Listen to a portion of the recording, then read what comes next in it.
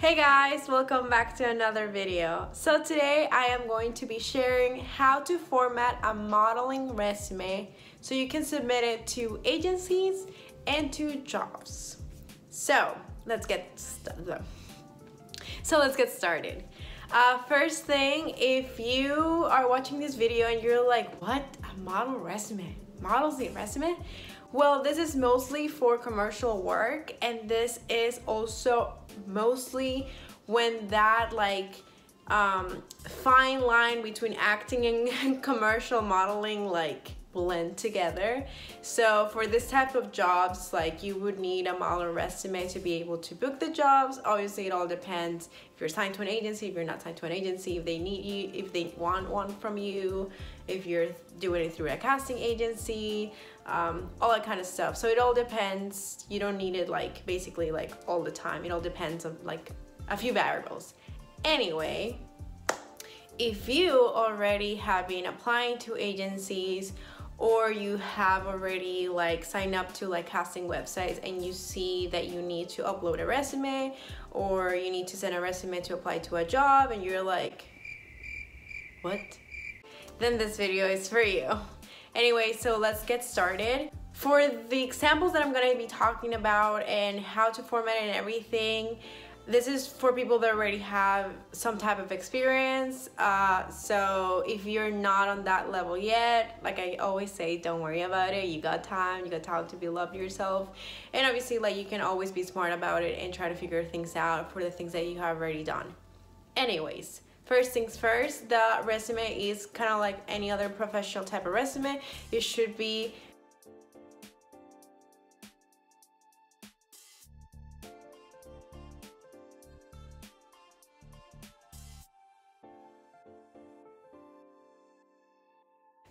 one-page length. It'd just be one page basically. All your information has to fit in one page. Mine personally is in 2 pages, which it shouldn't be like that, but I like to include a little bit more information. But anyways, it should be just 1 page long.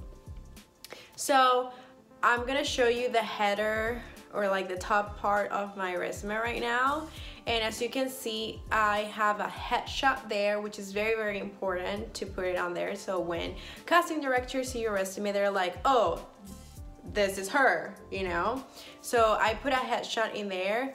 Then I also put my name, and then I put my stats. And my stats are my height, my measurements, my shoe size, and let me check. Sorry, I have it right there. My eye color, my hair color, and that's it. And then on the left side, well, the right side actually, the right side, I have my contact information. I only include my email address because this is also uploaded on my website. If you go to andreaventuramodel.com/my-work, or if you just go to andreaventuramodel.com and you just go to my work, you'll see the bottom for my resume, and you can actually look at my resume. But anyways, my resume is right there, and just for safety reasons, I only put my email address there. If you are signed to an agency, usually you will have to put obviously the agency's contact information instead of your own. But yeah, so that side is the contact information. Then I have divided my resume in, okay, honestly, the most important parts that I divided my resume in is video and print. And if you go to Actors Access, which is a casting website, or if you go to Casting Networks, which is another casting website, the other options that you will find there, can't remember if I typed this. I think I typed this in on my Actors Access. So I typed commercial videos and print commercial work on those. And then for Casting Networks, so that was for Actors Access. On Casting Networks, the options are industrial, print, video, and commercial, and television. And I'm just saying the options for commercial modeling. If you're an actress or an actor, it's going to be obviously different because you have theater and film and things like that. So anyways, so the way that you choose the things that you want to put in there. For, like I said, in my personal example, for the things that I've done and stuff, the most important thing is to put the stuff that I've done in video and the stuff that I've done in print, which are stills, which are photo shoots. So besides that, once you have decided if you're gonna put print or video, if you're gonna put a commercial print work, or if you're gonna do, you know, the other option that I told you, then you are gonna, that's like your first header. Like let's say you're gonna put first print work, and after that it's gonna be 3 columns, and it's gonna be, first it's gonna be the name of the company you work for, like the brand. Second is gonna be your role, like what did you do, and then third is going to be the production company and or director that you work for. So for example, let's say that I'm doing video, so I already put my headshot, my stats, my contact information, and then I'm starting the header of video work. So then I'm gonna put I did a commercial for the Ronald Reagan National Airport, so I'm gonna put Ronald Reagan National Airport. Then I'm gonna put principal, which was my role because I was principal on that commercial, and then I'm gonna put the name Nicolas Castro. Nicolas Castro was the director of that commercial, who is also my friend, who is also the first photographer who ever shot me. It's amazing how things happen.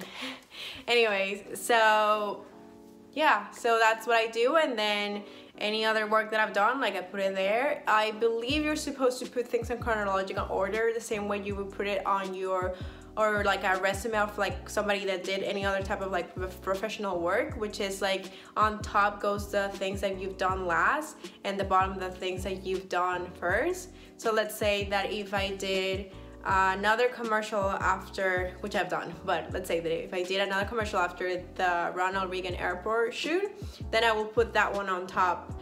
And let's say I did a commercial shoot, a video for Ulta Beauty, so I would put Ulta Beauty, then principal, and then Ola USA, which was the production company that shot that video for Ulta Beauty, and that's it, you know. And I'll keep, you know, adding stuff as I go. You know, this resume that I've done, it has taken me years since I started modeling to build it up. So do not get discouraged that you only have 1 or 2 things to put in there. You have nothing to put in there, because believe me, it has taken me a long time to put the stuff that I put in there.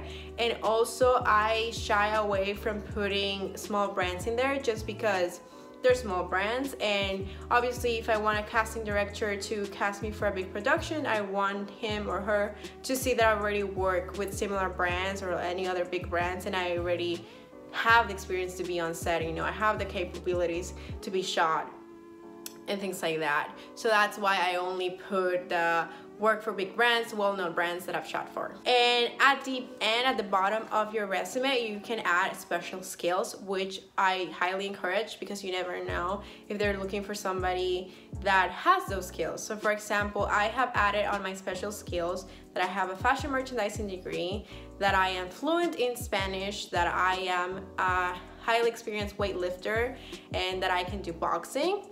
And I believe I added a few other things in there too, so you are more than welcome. Let's say that you used to play tennis professionally, or like used to play college tennis, so you can add that in there if you were really good at doing tennis. Or let's say that you went to culinary school and you're have amazing chef skills, like I like cooking skills, you can add that as well. Let's say that you used to play the piano, or you still play the piano, you're really good at it, so you can do that as well too.